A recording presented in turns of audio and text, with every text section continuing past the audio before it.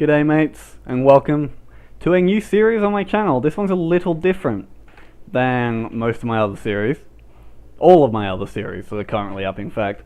This one is an idea I had. I'm not sure if it's already out there. There probably is in some secluded little corner of the internet, but I haven't seen anything like this before. And what it is, as you probably saw in the title, KruisAuthors, Torvus, Episode 1, Character Development. For those of you who don't know, probably everyone watching this on release day will know all this already, but for those of you who don't know and are watching this, I am writing a novel currently. I'm about 20,000 words in, just under 20,000 words. It's an historical fiction / fantasy. It's not based on any historical events, but it's got a mostly realistic theme to it. It's called Torvus, and this right here, as you can see at the top here, is my information document for it.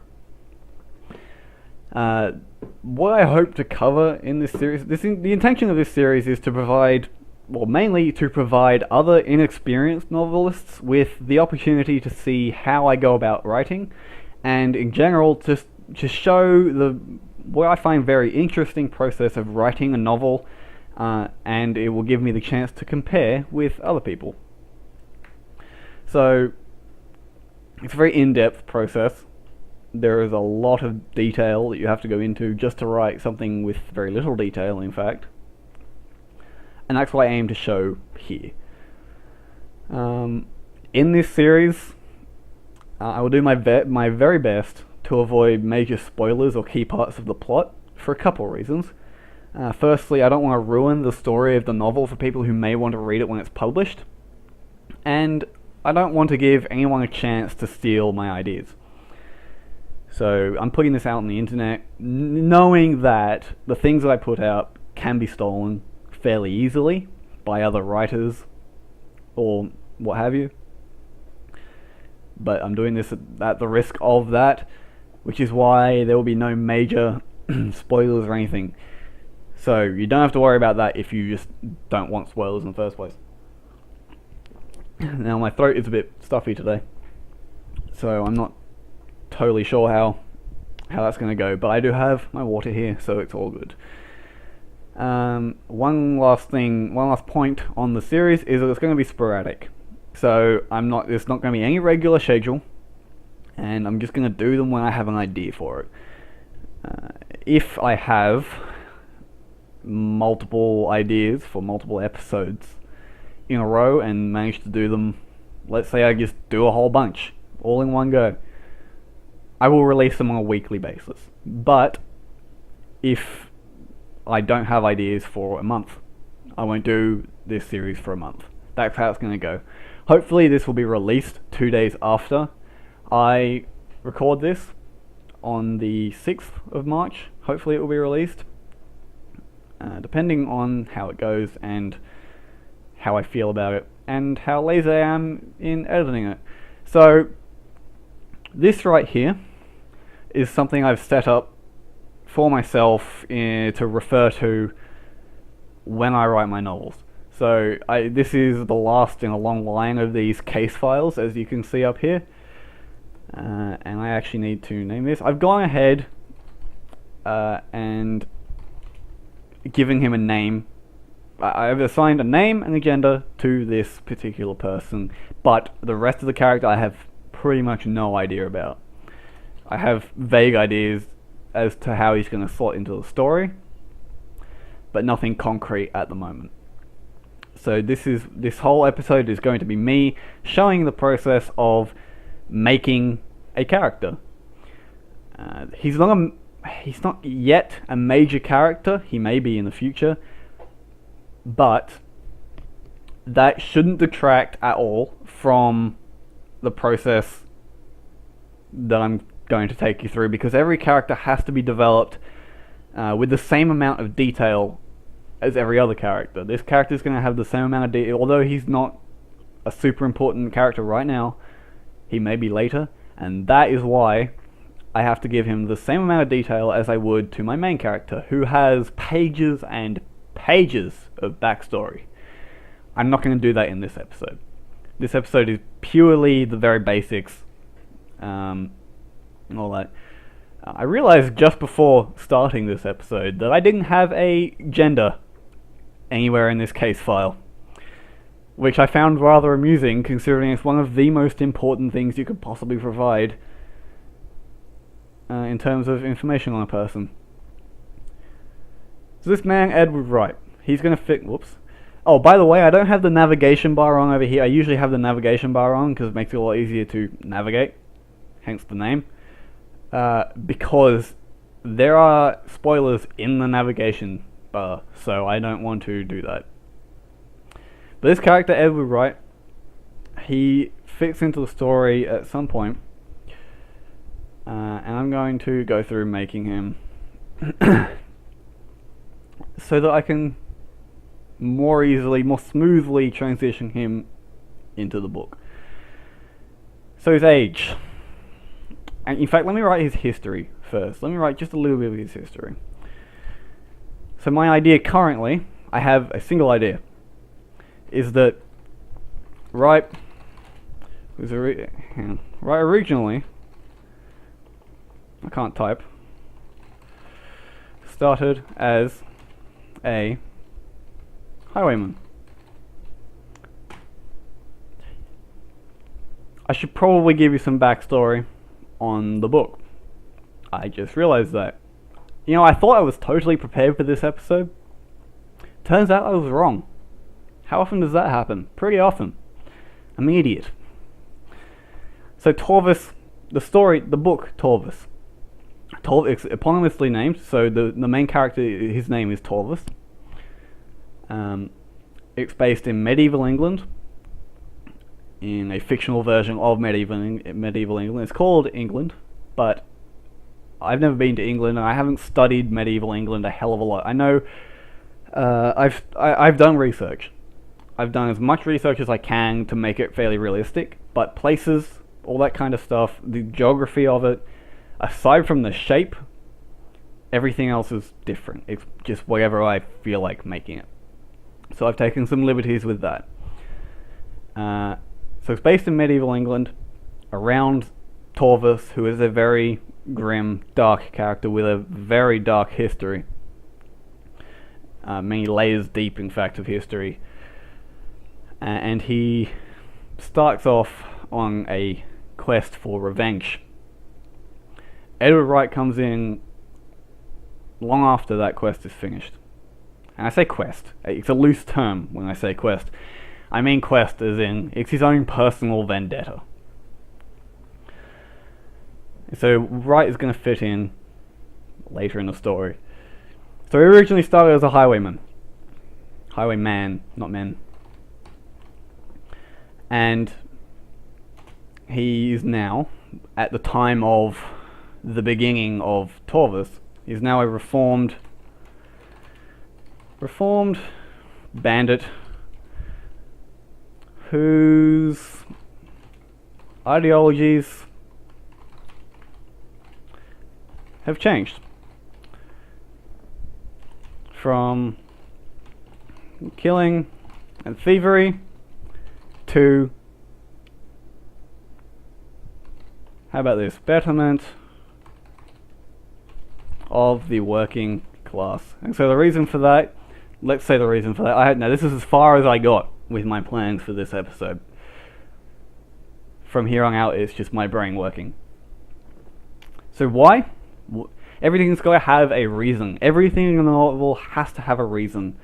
They tell you, if you do, I don't know about lower English classes, but in the higher English classes in school, for example, in Australia it's advanced English, or extension English even if you want to go a step further, they will teach you that you'll do creative writing, probably.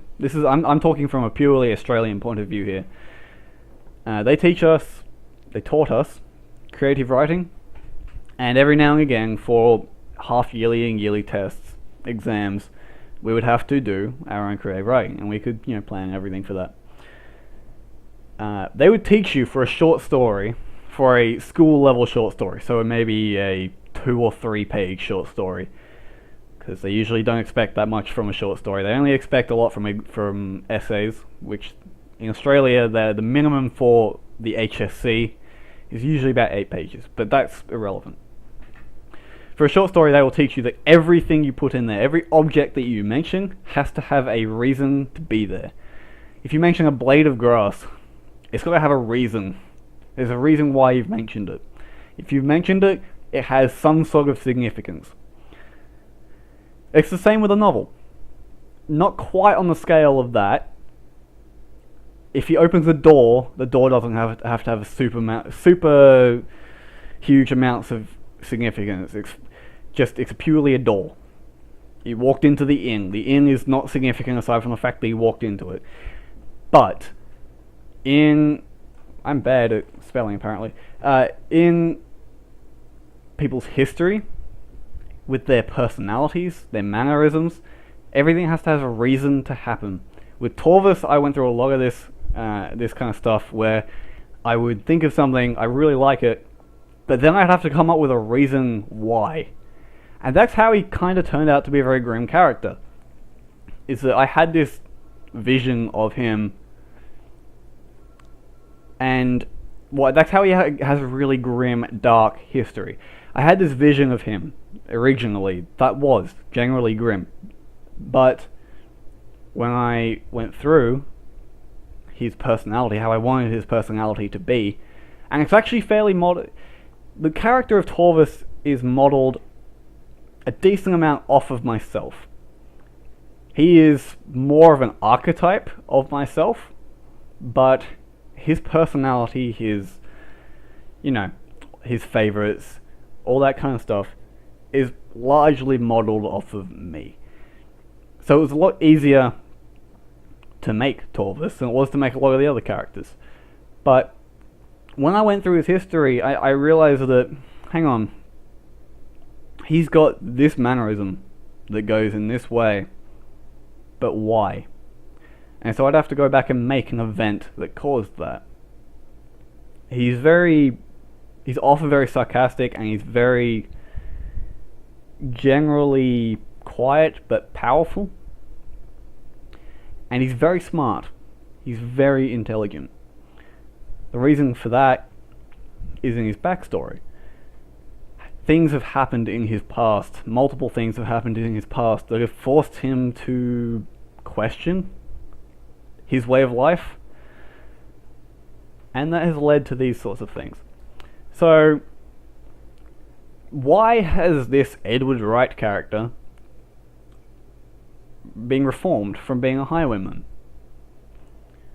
In my opinion, I would probably say that it's because he grew up as a working class or a peasant class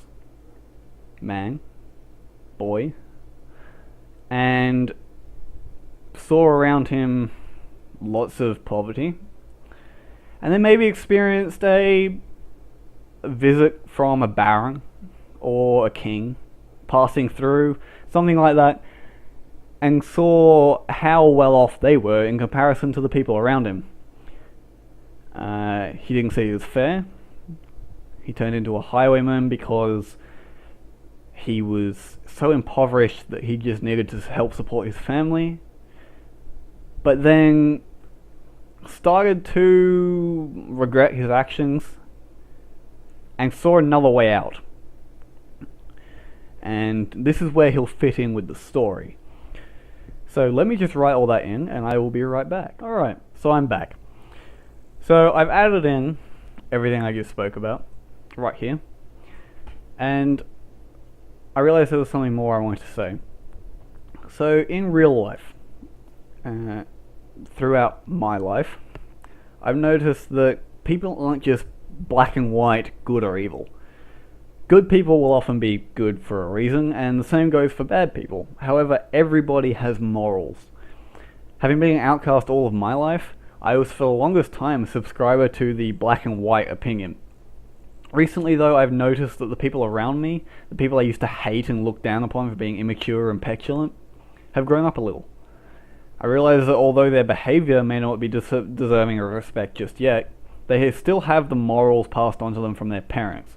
And sometimes these morals can come to the fore again when self-reflection becomes easier at a more mature stage of life. So this is why I never write anyone in my stories as purely good or evil, as it destroys the realism and makes little sense to me. Because everybody has morals. They may only be evident later in life, but everybody has them. And if you want a good example, in fact, the game The Last of Us does a very good job of showing this kind of realistic personality off. Joel, the main character in The Last of Us, Joel, he admits you play as him, and you're playing for a good cause. But he admits openly that he has murdered and stolen and smuggled. You start off being a smuggler. You start off beating someone's head in fact. So, Last of Us does that very well. And it's not realistic to write someone as purely evil or purely good. Which is why this right here, this whole history section, is very important for someone like Edward Wright. Because he had to have a reason for being a highwayman. He had to have a reason for reforming himself. Now that I've got the history, it's much easier for me to do the rest.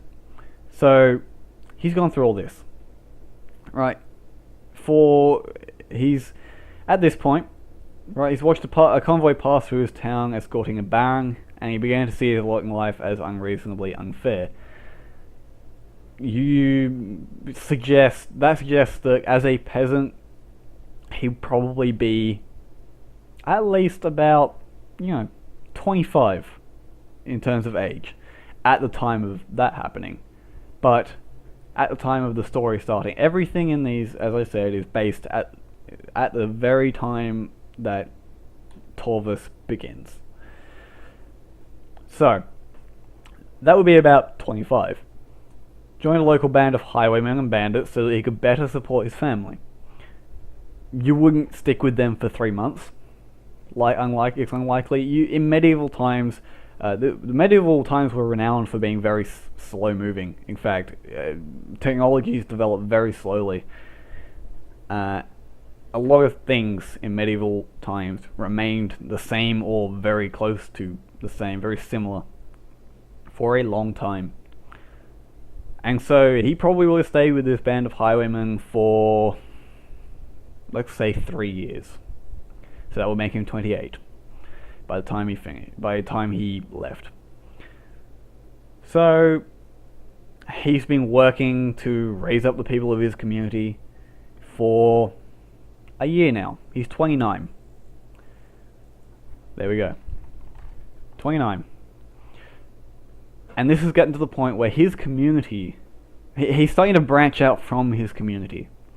And that's how he'll fit into the story. Now I know I'm kind of leaving you guys out of the loop with the story, but it's very difficult to have a character like this and not spoil things while also giving you the full picture.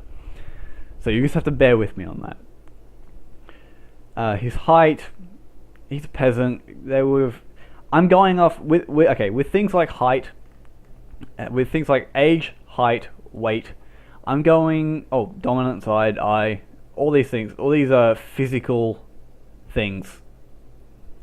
I'm using modern measurements, average modern measurements. So Torvus himself is 6'4". There were very few people who would have been that tall back in medieval times. So I'm going off modern physical things at the moment. So his height, let's say he's a peasant, let's say, what's his build like? He's worked hard all his life, he's a highwayman, he's probably very well muscled. I'd like to say something like 6'1". That sounds about good. In terms of weight,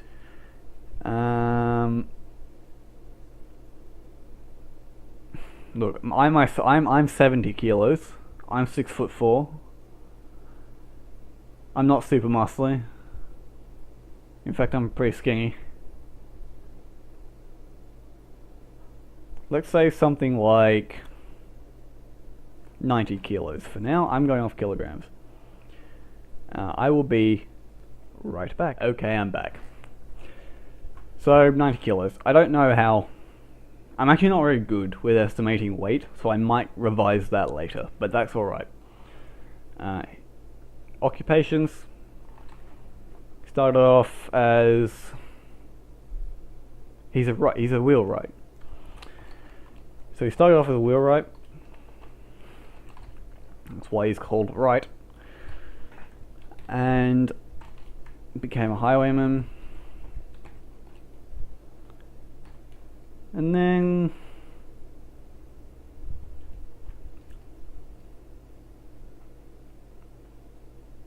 I'm going to leave it there because there's nothing I can think of as this kind of... That's not really something you can define as an occupation.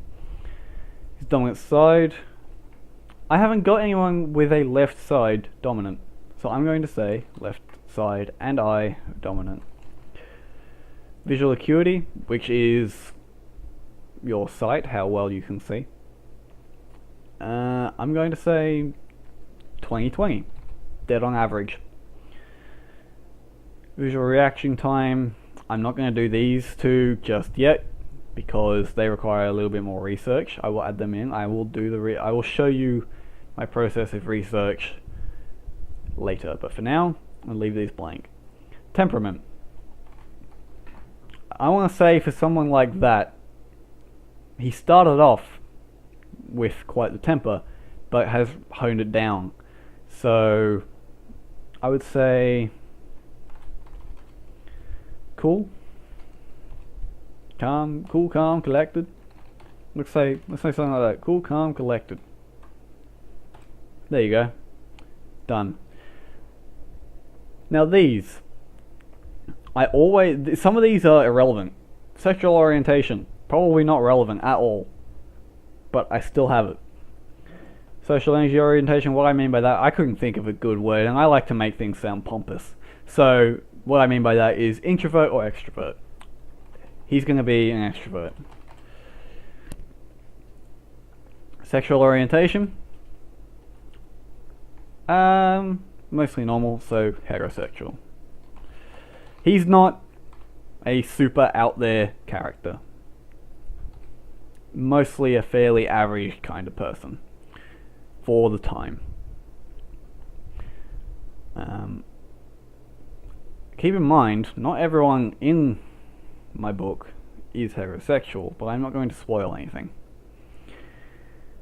Work ethic, very good.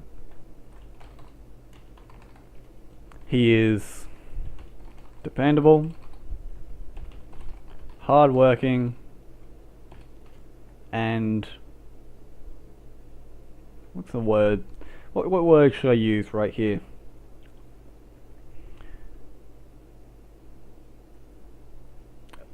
Let's just say good collaborator.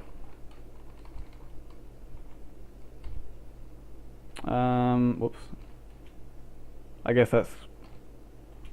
Yep, I guess that was correct. I'm actually... Tools of the trade. He's a wheelwright. I don't actually know what wheelwrights we use, but hammer. Let's just say hammer. Hammer. Sword, because he became a highwayman.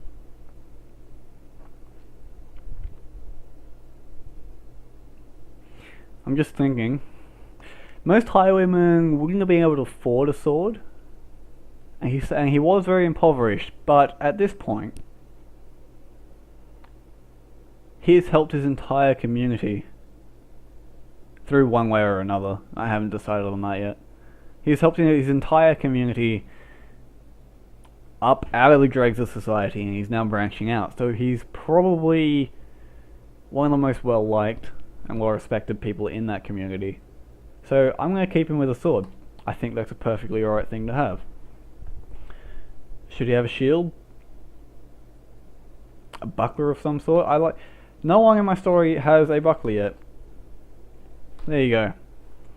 He's good with a hammer, sword, and buckler. Now his appearance. Fairly stock standard. I like the brown hair.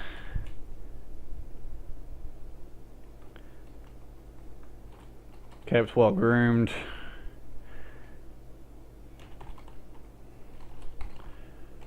At about, let's say, 7 centimeters. Whoops. Eye color, let's say blue. A lot of things are just what I envision them to be. The history, it's from this point down that has the most significance for a person. Because everything from... the history is the main part, but a favourite colour can affect an opinion on something else. Addictions can affect behavioural patterns. You know, that kind of thing. Phobias can always come into play in the story as a preventative measure. No one's perfect. My main character is far from perfect. The reason for that being, if you have someone that's absolutely perfect, you never expect them to die. You never fear for them. You never feel in any way for them.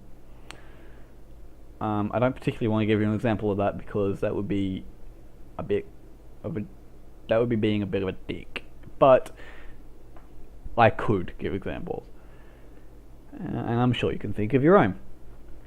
Pet peeves, same thing. It can come up in the story as something that really pisses them off for maybe no apparent reason.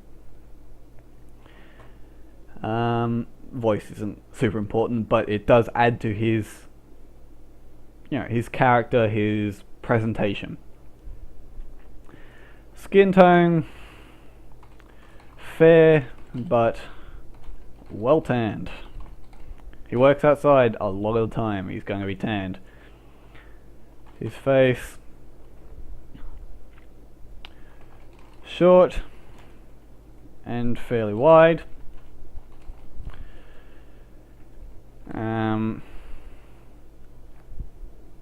Same goes for the nose.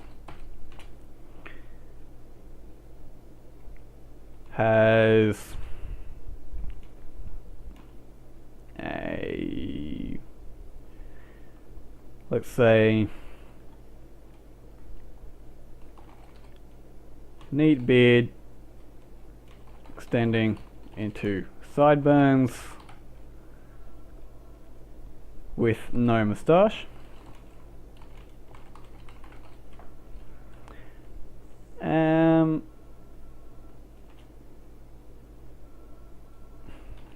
Medium, high level cheekbones, and I can leave that there. That basically gives you a general idea. His physique, he's stocky, he's muscular, and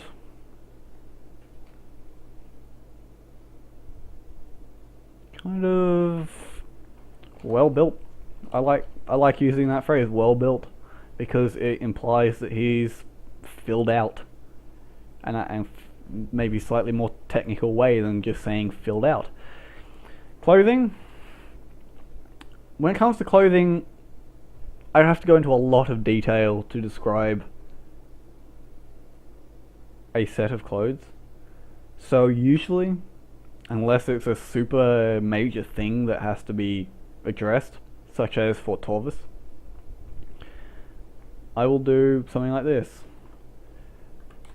Farmer style clothing, let's say hemp/burlap clothing.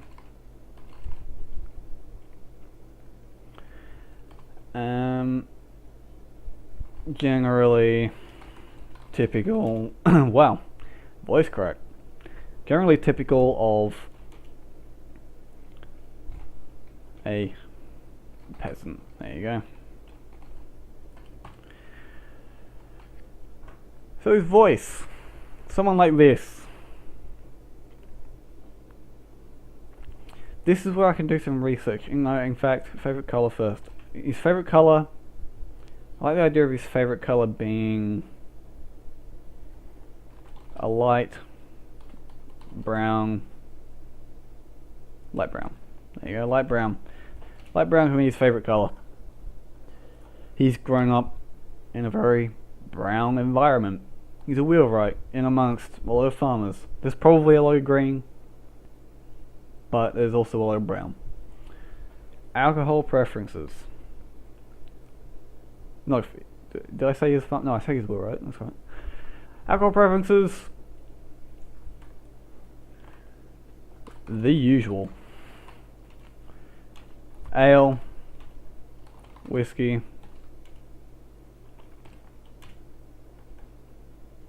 etc. Addictions. I can't think of any. I don't want to give him an alcohol addiction because that kind of ruins his part in the story that I have planned for him. Favorite beverage? Ale. He drinks alcohol. He likes alcohol. Favorite food? Probably not something that's ever going to be relevant, but I still have it. It's these kind of details that you may come back and use later, and it makes it. It gives it a lot of depth and a lot of realism. Back to the realism thing. Everything is about realism. Because it's not really a fantasy, because I am going for a very realistic theme, everything I do here has a lot to do with realism. Favorite food? He's grown up as a wheelwright in a very impoverished area. That's going to be a phrase that keeps coming back to haunt us. So, he probably liked things like beef, mutton. I think mutton's a good one. Favorite pastime? Helping others. Coming back to his history over here. He loves to help others. At this point, he loves to help others. He even joined this band of highwaymen so he could help his family. His favorite animal? Domestic dog.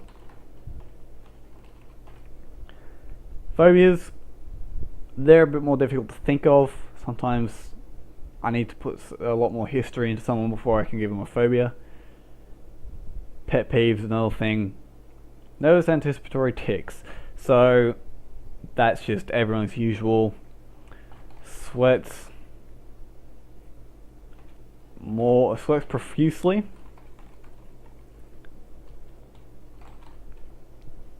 And becomes slightly jumpy. There you go. That were the possessions. I guess his sword. So what should the sword be called? I don't know. Okay, I'm going to do this. Community name. Sword of Gratitude. They gave it to him out of gratitude. It's a present. They've called it the Sword of Gratitude. That's a very literal name, and that was something that was I have made a fairly prevalent thing, was realistic names. I can come back and rename that later. That's fine. That can be just a placeholder. I could go to some crappy internet translator and translate it to German, back into English and then into Italian. And it would give me a name that I could use. And it's very fun to do something like that because it has meaning. You've just got to really dig to find that meaning. So this was given to write by his community for his services in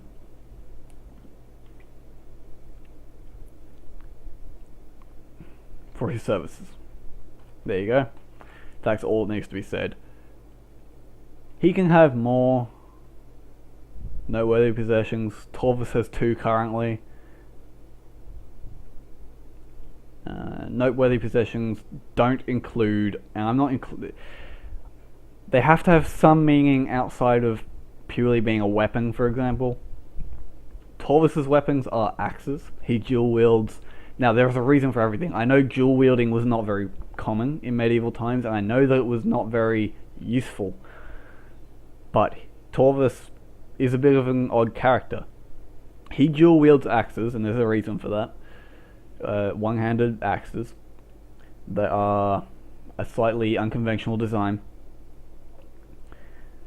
and because even though they're an unconventional design and they have some things on them that are noteworthy with air quotes, I haven't put them under the noteworthy possessions sort of section because they are his weapons.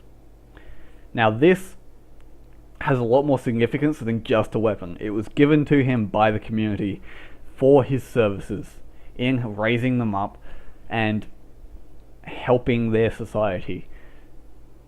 Nothing of the sort happened with Torvus's axes. They have a lot of significance, but I don't count them as a noteworthy possession. I put them under the weapons tab earlier up in this document. So that's almost done. I was going to do some research on these, and I might be able to add this. So my version of research, shameless plug by the way, my version of research is I'll just go into Google and I'll type what I need. So I'm looking for reaction times. Average reaction time of a human. 0.25 seconds.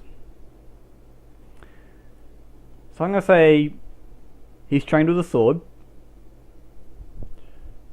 So this is a visual stimulus for 2.25 seconds, which is visual reaction time. 0.25 seconds. He's trained with a sword, so I'm going to say his visual reaction time is more like... Oh, I got Torvus's reaction times, by the way. I typed in average reaction time of an Olympic sprinter. And it came up with something like 0.02 or 0.03 seconds to an audio stimulus. Sorry, I had a bit of a mental blank there. It came up with about 0.03 seconds to an audio stimulus and about 0.4 or something to a 0.04, 0.05 to a visual stimulus. So for someone who's trained with a sword, it's going to be slightly higher than the average humans. I'm going to say 0.1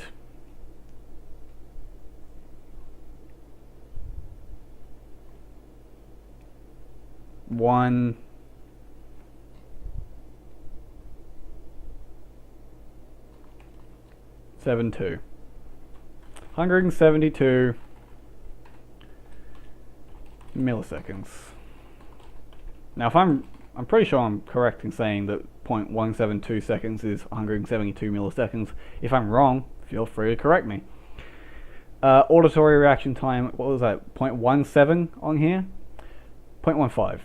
Oh, for a touch stimulus. 0.17 for an audio stimulus. So I'm going to say his is going to be something like 158 milliseconds. He's trained with a sword. Auditory reaction time isn't going to be as much or as trained as visual reaction time, because sword play is much more about the visual than the auditory.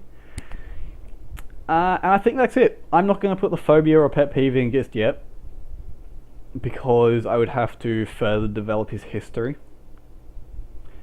But this has been the basic process of developing a character. I do this for every character. Every character I have has this amount of detail or more. And that is so there is a depth to the story, and that I can come back and use those details when I need them. It also gives reasons to everything, and it gives me a scapegoat. If I come across a situation where maybe I wouldn't have otherwise known how to get out of it, I can use their history or a preference of theirs to continue. And that happens a lot. So this kind of stuff is very, very necessary. I should probably just add male right there. I need to go back. It's a bit silly that I didn't have gender in my case files, but I need to go back through every case file that I have, which is about 7, I think. Because I only do them for characters that are actually important and slightly longer lasting than, say, someone he passed in the street and said hi to. But, yeah, so it's a bit funny that I didn't have gender in those, so I have to go back and add that to every single one. But that's alright, that's very easy. It's quite literally just a matter of copying and pasting and then making sure this is correct. So that'll be it for the first episode of KruisAuthors. It's a bit of a clunky title, I know. I couldn't think of anything better. Maybe I'm just not a creative person. But and it's also a little cheesy. But that's the title. That's the title I went with, and that's the title I'm going to stick with. So, thank you for watching this first episode. There will be more in the future. It just depends on when I have the ideas for them and when I have the time. But until then, thank you for watching, and I will see you next time. Bye bye.